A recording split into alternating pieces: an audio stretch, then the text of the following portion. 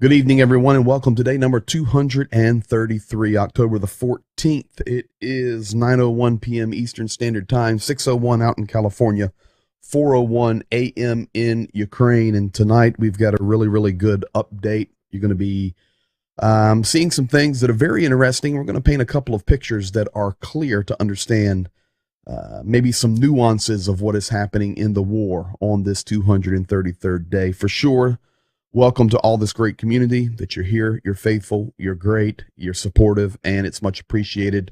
As well, thank you to our moderators that do their jobs and are watching the chat and keeping everyone safe from madness that can happen sometimes. So I want to jump straight away on this Defenders Day and October the 14th, the Day of Defenders, as we talked about last night. On this Defenders Day, I want to jump straight away into the map and show you and update you on what is going on. First of all, we did not know what to expect, if it would be a massive day of strikes, but Ukraine was prepared. I can tell you, though, that Ukraine has been struck in several places. There were 10 known missile launches and strikes today, and of course multiple drones. Now, some of those were taken out by air defense, but others did strike their targets.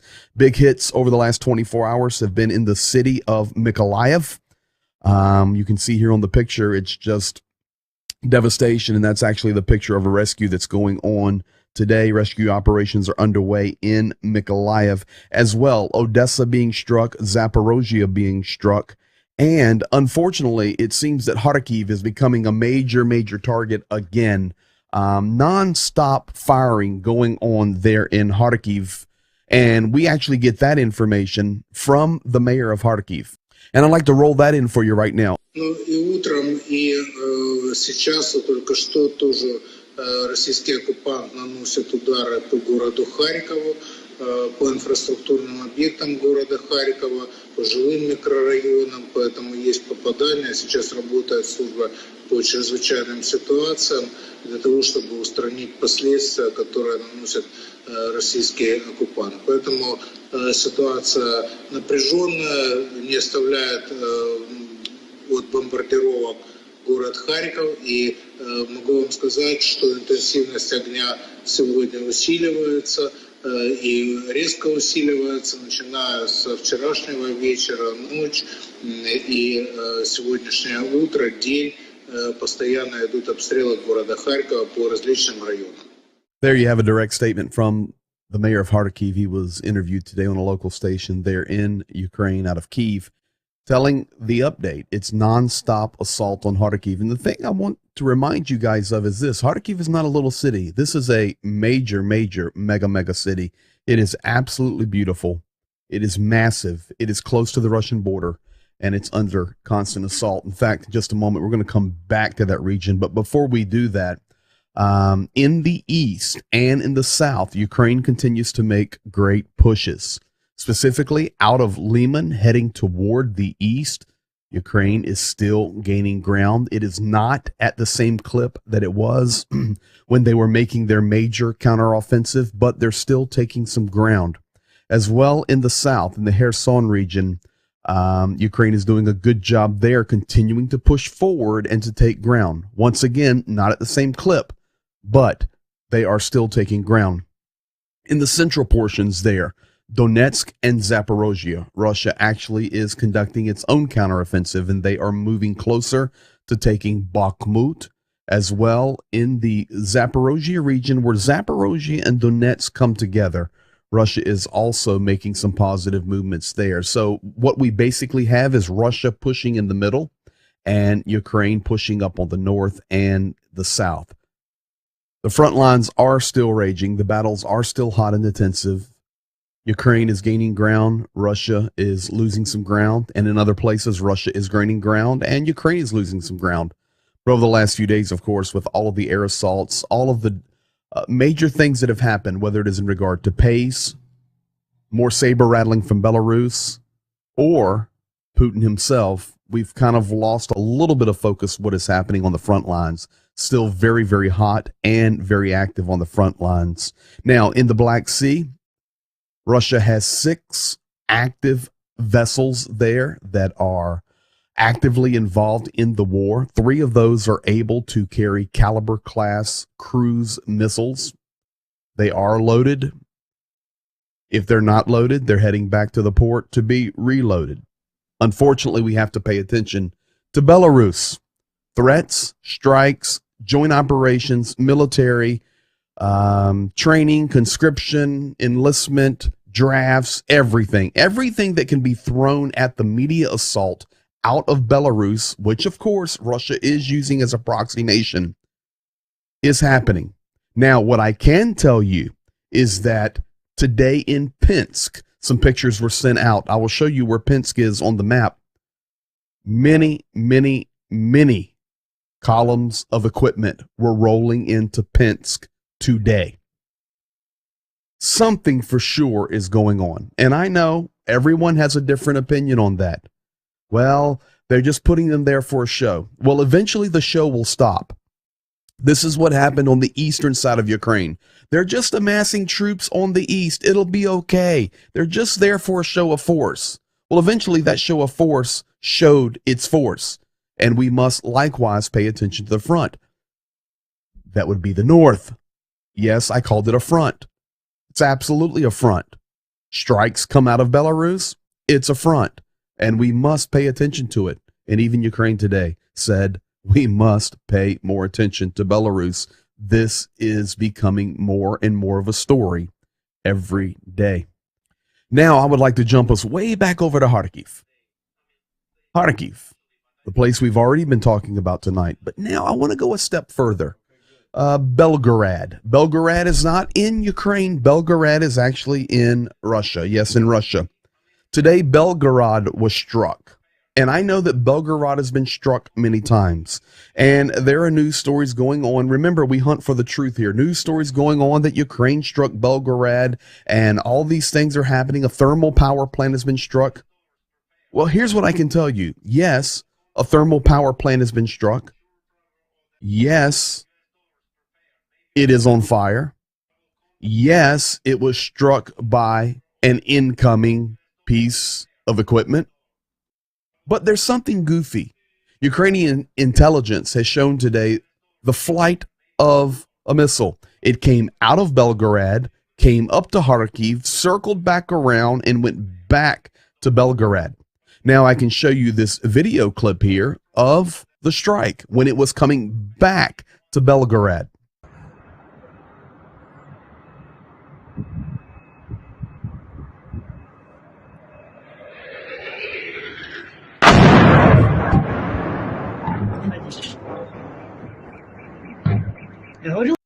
What's interesting about that strike is this guy just happened to be there filming the city. There's no air alarm going on.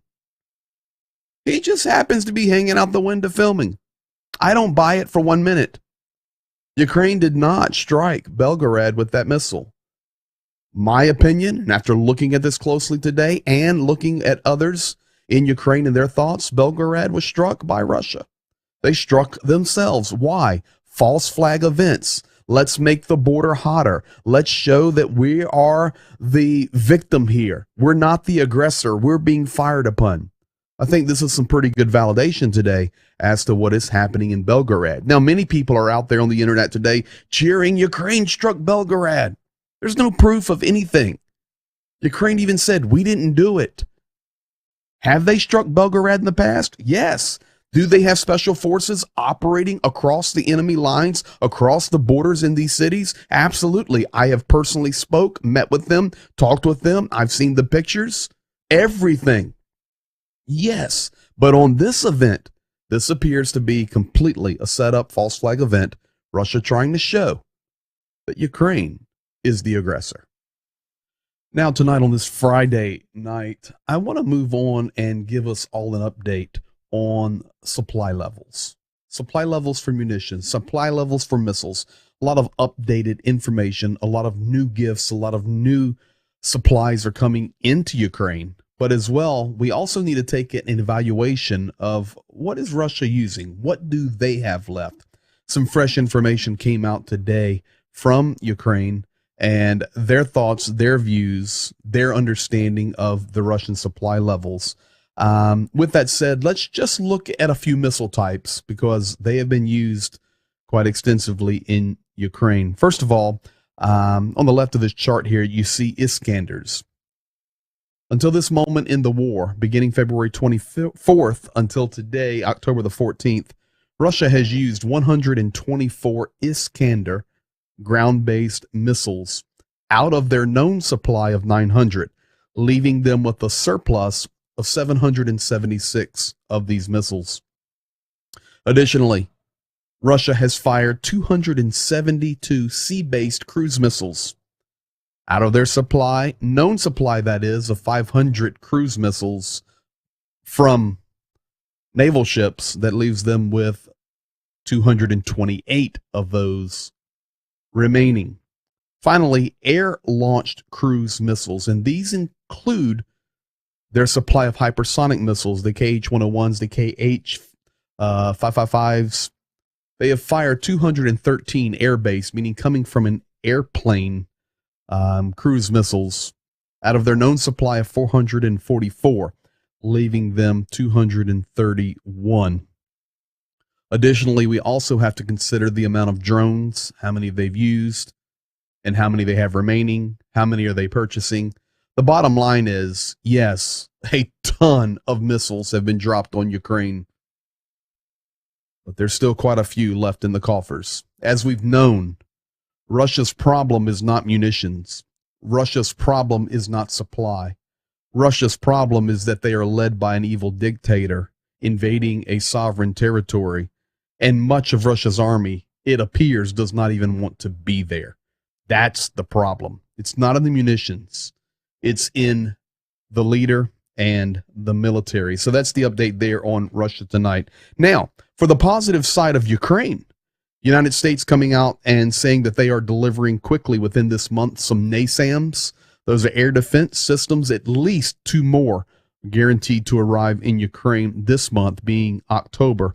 In addition, a new package was released for munitions, Humvees, and I can tell you, Ukraine could absolutely use some Humvees. When Jania and I were down close on the front lines, we've seen some crazy vehicles that the Ukrainians are using to defend their land. Some Humvees would be fantastic. In fact, U.S., if you could just give us one extra so that Jania and I have it to run around so we're not wearing that van out, it would be much, much appreciated. We'll take one. We'll even take a used one, but maybe leave a few weapons in it as well. That'll be okay.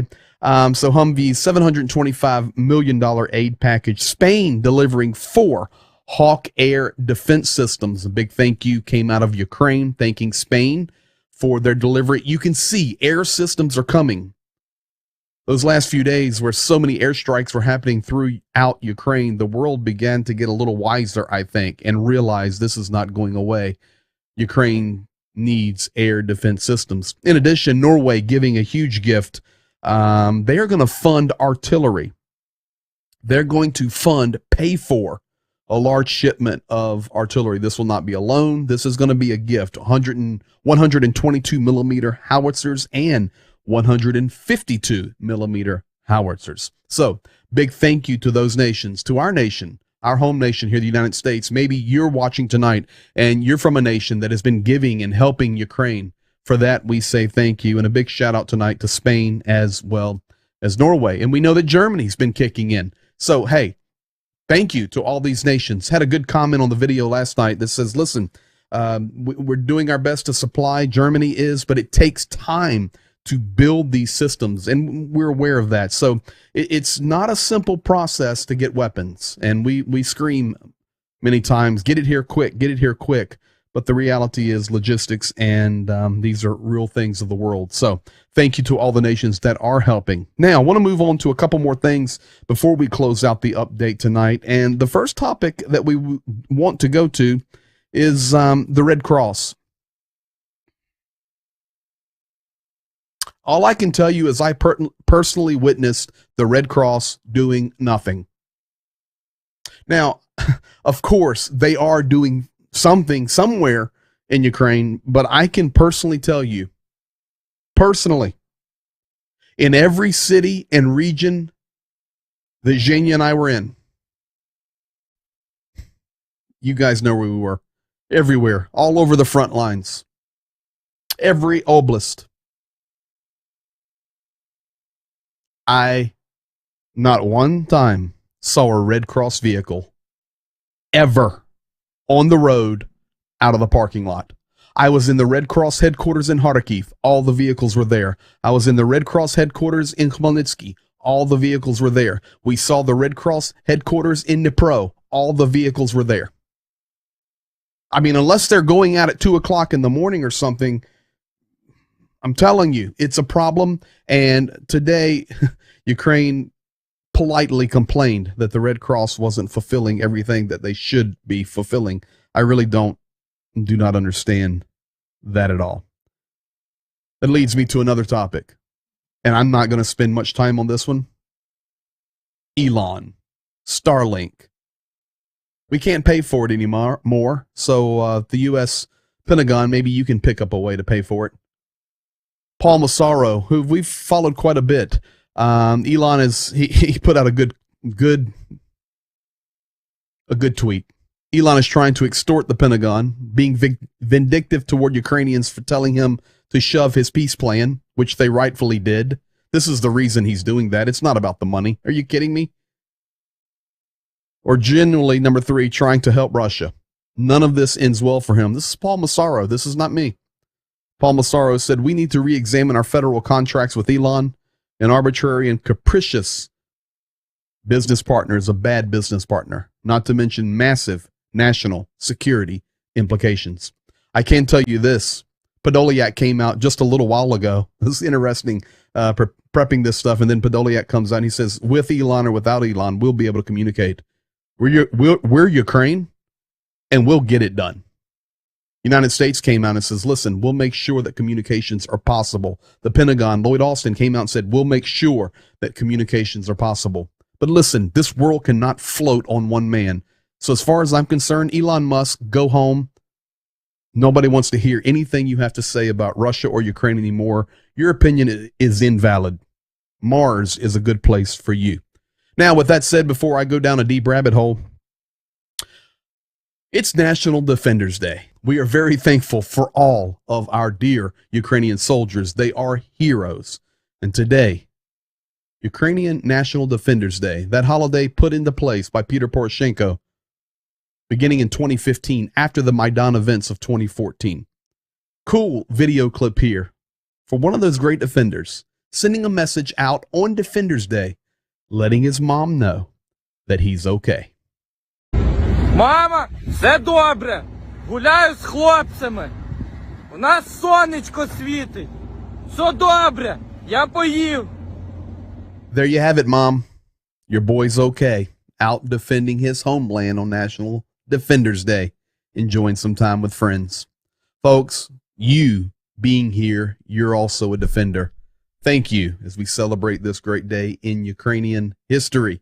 Going back to now, 2014 and Maidan. As always, thank you for your continued support. I can tell you, tomorrow we're working on a couple of really, really good things already. Looking at an interview tomorrow night with a Ukrainian soldier telling his story about getting to the war to be able to defend his homeland. He's a personal friend of Zhenya and myself for many years. He's serving on the front lines. Additionally, our portal, I've been saying it for days, but it's not easy.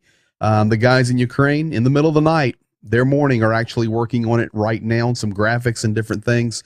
Gonna be a place on the web where we can work together as a community, see what we're purchasing, see what we're buying, communicate with each other. It's going to be a great tool for us. It'll be easy to put it into the YouTube chat and to pin it there. And it's going to be our hub.